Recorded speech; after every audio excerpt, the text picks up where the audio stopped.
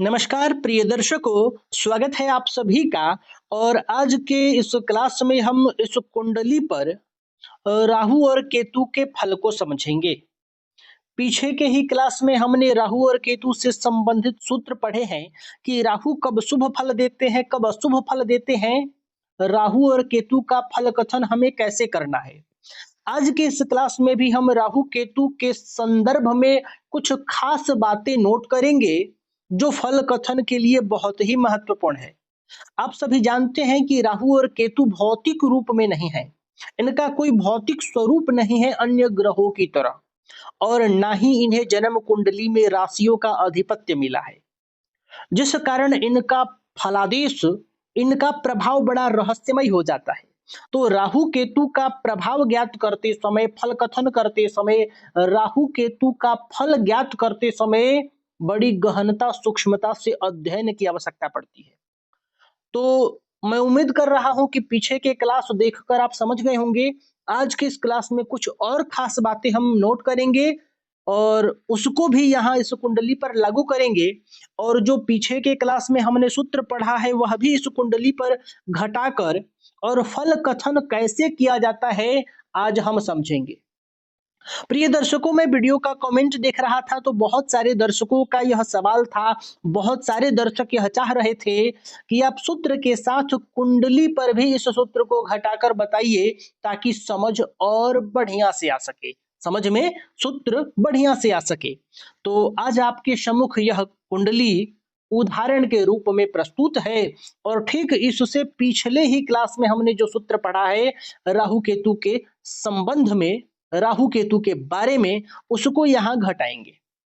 तो यहाँ देखिए, राहु पंचम भाव में शनि की राशि पर बैठा है। कुंडली में राहु और केतु का प्रभाव शुभ होगा कि अशुभ, ये आप भावानुसार और ग्रहानुसार पीछे के क्लास में समझ चुके हैं। आज फल कथन करने से पहले राहु और केतु के बारे में एक बात आप और समझ लीजिए। इनके बारे में कहा जाता है कि शनिवत राहु, शनिवत राहु, और केतु के बारे में कहा जाता है कि कुजवत केतु। अब कुज कहते हैं मंगल ग्रह को, तो कुज मतलब मंगल, यानी मंगलवत भौमवत केतु और शनिवत राहु। इसका अर्थ क्या हुआ कि जो राहु है वह शनि के समान है। शनि से जो बातें विचार किए जाते हैं, शनि ग्रह जिस प्रकार से रिजल्ट करते हैं, शनि ग्रह का जिस तरह का प्रभाव होता है वैसा ही प्रभाव राहु के बारे में भी समझना चाहिए। यानी शनि का टू कॉपी, शनि का छाया समझ लीजिए, शनि की परछाई है राहु, आप ऐसा समझ लीजिए। केतु के भी संदर्भ में यही है कि केतु मंगलवत है, कुजवत है, जैसा मंगल वैसा केतु, यानी मंगल का टू कॉपी, मंगल का छाया केतु। तो ये प्रभाव कैसा करेंगे, तो राहु शनि जैसा और केतु मंगल जैसा। यानी राहु भी जीवन में देरी करेगा, संघर्ष देगा, अड़चन देगा, बाधा देगा। और ये राहु निम्न वर्ग का प्रतिनिधित्व करता है, विदेशी वस्तुओं का प्रतिनिधित्व करता है, आधुनिकता डिजिटल का प्रतिनिधित्व करता है, तकनीक का यह कारक है और विदेशी भाषाओं का कारक है। तो शनि भी आधुनिकता का, विदेशी भाषाओं के, आंग्ल भाषा के कारक है। और जैसा शनि का प्रभाव होता है वैसा ही आप राहु का भी प्रभाव कुंडली में ज्ञात करेंगे। केतु के संदर्भ में आप मंगल को ध्यान रखिए। अचानक गुस्सा, कटुवाणी, ये सब केतु के लक्षण हैं। चोट चपेट, ऑपरेशन और अग्नि से जुड़े हुए योग, अग्नि से जुड़ा हुआ कोई भी काम। केतु को समझना है तो आप ऐसे समझिए कि अध्यात्म प्लस योद्धा स्वभाव, क्योंकि केतु थोड़ा धार्मिक स्वभाव का भी है और मंगल योद्धा है। तो इस केतु में योद्धा के भी गुण होंगे और धार्मिक गुण होंगे। अचानक निर्णय लेने की क्षमता, अचानक निर्णय ले लेना और त्वरित कार्य।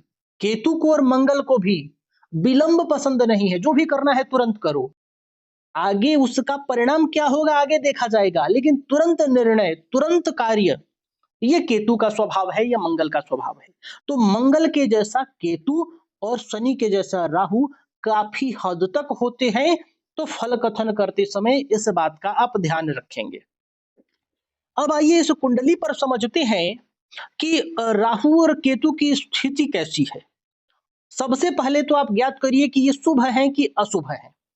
तो जो लोग पीछे के क्लास देख चुके हैं वह समझ रहे होंगे कि त्रिकोण भाव में बैठा राहु शुभ होता है, क्योंकि मैंने बताया है कि कुंडली के पंचम भाव या नवम भाव में जब राहु बैठे हों तो वह शुभ होते हैं, और इसके बाद जैसे ग्रह के साथ बैठेंगे ये वैसा ही प्रभाव देते हैं।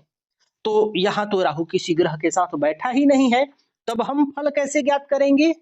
तब हम देखेंगे कि यह राहु जिसकी राशि पर है वह कैसा है।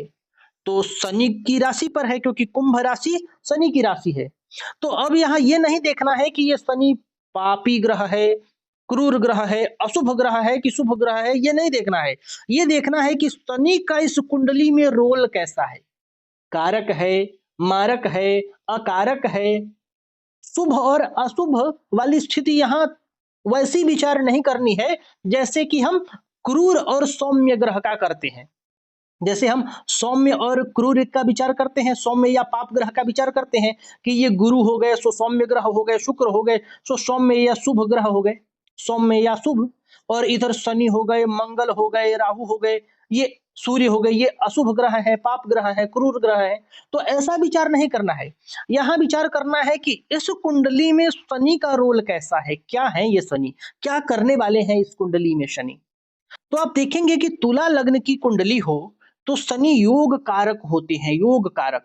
अब योग कारक का मतलब हो गया कि ये अच्छा ग्रह हो गए, अच्छा रिजल्ट करने वाले हैं। अच्छा ग्रह का मतलब है कि ये शुभ ग्रह नहीं है, लेकिन इस कुंडली के हिसाब से इनको जो डिपार्टमेंट मिला उसके हिसाब से ये जातक के लिए अच्छा ही करेंगे। है तो पापी ग्रह, लेकिन इस कुंडली में योग कारक हो गए।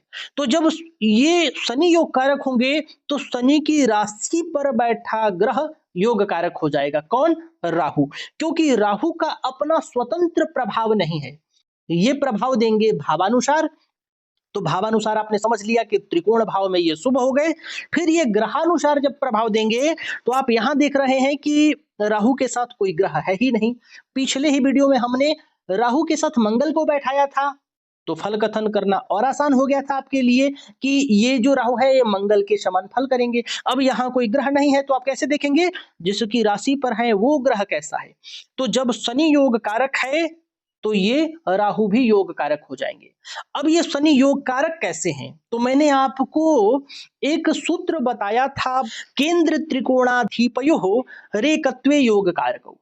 फिर से यहां लिख देता हूं, लेकिन इसका अर्थ आप लोगों ने समझा था कि कोई भी एक ग्रह यदि केंद्र और त्रिकोण दोनों भावों का अधिपति हो जाता है तो वह योग कारक हो जाता है, वह शुभ हो जाता है, वह अच्छा हो जाता है, वह अच्छा प्रभाव देने वाला होता है। सूत्र आपको एक बार और लिख देता हूं, केंद्र त्रिकोणाधिपयो धीपयो रेकत्वे, रेकत्वे इसको नीचे कर लेते हैं, चलिए, त्रिकोणाधिपयो रेकत्वे योग कारकौ, योग कारक।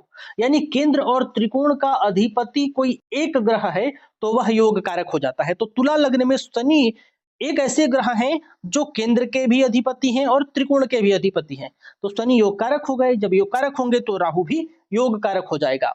एक और सूत्र आप ले लीजिए, यह भी सूत्र आप नोट करिए, यह सूत्र भी यहाँ लागू हो रहा है और यह श्लोक भी यहाँ घटित हो रहा है। भवार्थ रत्नाकर में कहा गया है, तुला लग्ने तु जातस्य शनिर योग प्रदो भवेत्। इसको लिख रहा हूं मैं, आप लोग भी नोट कर लीजिए, तुला लग्ने तु जातस्य शनिर योग प्रदो भवेत्, शनिर योग प्रदो भवेत्। अब यहां देखिए ये क्या लिख रहे हैं, तुला लग्ने तु जातस्य, तुला लग्न में शनिर योग प्रदो भवेत्। योग प्रद क्यों होते हैं? ठीक अभी मैं आपको बताया कि ये केंद्र के भी अधिपति हैं और त्रिकोण के भी अधिपति हैं, इसलिए क्या है? योग प्रद हैं। तो ये तो अभी एक ही लाइन हुआ श्लोक का। तृतीय षष्ठ नाथोपि, तृतीय षष्ठ नाथोपि गुरुर योग प्रदो भवेत्, योग प्रदो भवेत्। अब यह इस कुंडली पर यह भी लाइन लागू होगा उसका भी हम विचार करेंगे, लेकिन इसका भी अर्थ समझ लीजिए।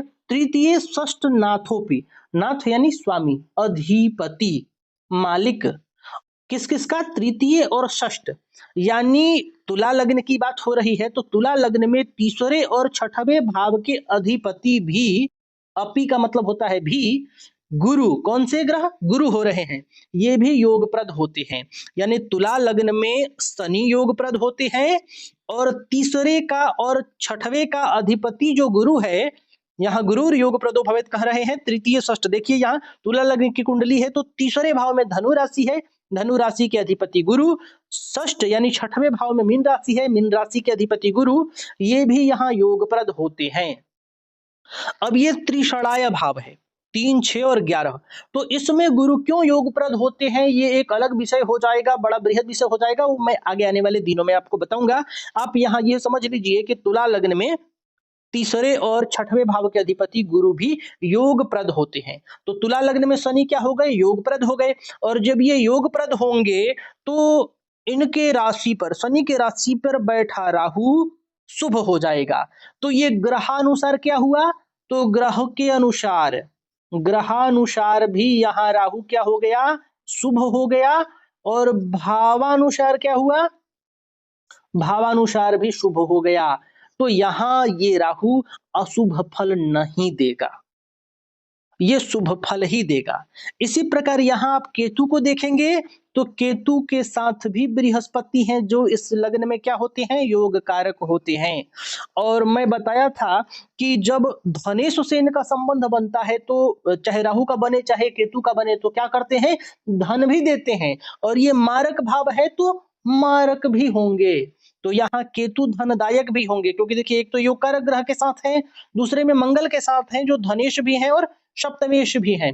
तो जैसे मेष लग्न में शुक्र प्रबल मारक होता है, क्योंकि दूसरा भाव यहाँ या और उसकी दूसरी राशि शुक्र की यही, और सातवां भाव ये, और सप्तम भाव में शुक्र की सातवीं राशि, दोनों ही मारक भावों के अधिपति मेष लग्न में बन जाते हैं शुक्र, जिस कारण प्रबल मारक होते हैं।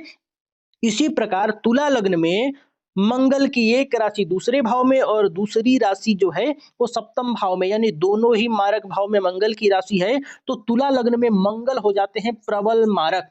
तो इस केतु में मारकत्व भी आएगा, लेकिन ये योग कारक ग्रह के साथ है और जिस ग्रह के साथ होगा वैसा प्रभाव देगा। तो यहाँ केतु भी शुभ है, धनदायक भी है, धन भाव के अधिपति के साथ है, लाभ भाव में है, तो निश्चित रूप से धन भी देगा और मारकत्व का भी प्रभाव देगा। लेकिन इस कुंडली में आप समझ रहे होंगे कि राहु और केतु की स्थिति कैसे आप ज्ञात करेंगे और राहु और केतु का जो प्रभाव यहाँ शुभ होगा वह क्यों होगा, कैसे होगा। अब यहाँ जो राहु का प्रभाव होगा वो आप शनि के अनुरूप समझ सकते हैं कि पंचम भाव में है तो संतान में विलंब कराएगा, बुद्धि विवेक में थोड़ी अपना जो स्वभाव है वह भी लगाएगा। स्वभाव कैसा है? कली है, छपटी है, धूर्त स्वभाव का राहु है, बहुत चतुर ग्रह है, अपना कार्य कैसे निकालना है यह अच्छी तरह जानता है। तो ऐसे लोगों का जो बुद्धि होगा वो इस प्रकार से होगा, बहुत ही चतुर होंगे, बहुत ही चालाक होंगे। तो प्रिय दर्शकों, मैं उम्मीद कर रहा हूं कि राहु और केतु का प्रभाव आप कुंडली पर कैसे देखेंगे, कैसे गणना करेंगे, आज आप समझ गए होंगे। अब कल से कुछ और महत्वपूर्ण टॉपिक लेकर आपके सम्मुख उपस्थित रहूंगा। तो आज के लिए बस इतना ही, तब तक के लिए हमें अनुमति दीजिए। नमस्कार।